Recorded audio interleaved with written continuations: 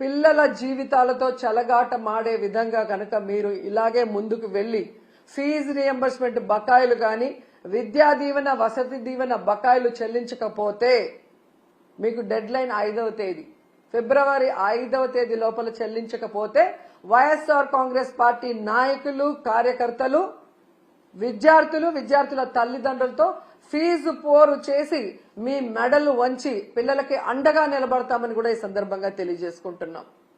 And final గా ఒకటి చెప్పాలనుకుంటున్నా, ఈరోజు ప్రభుత్వానికి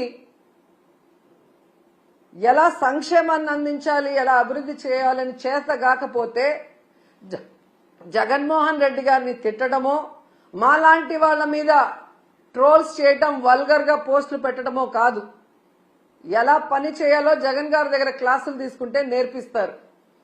చిన్నవాడైనా మొదటిసారి ముఖ్యమంత్రి అయినా ప్రజలకు ఇచ్చిన ప్రతి వాగ్దానాన్ని రాష్ట్రంలో ఎలాంటి పరిస్థితులున్నా కూడా సమర్థవంతంగా అందించి అందరికీ కూడా అన్నలాగా అండగా నిలబడ్డాడు. మీలాగా మీ మీద ఎవరో ఒకరి మీద నిందలు మోపి తప్పించుకోవాలన్న ప్రయత్నం చేయలేదు.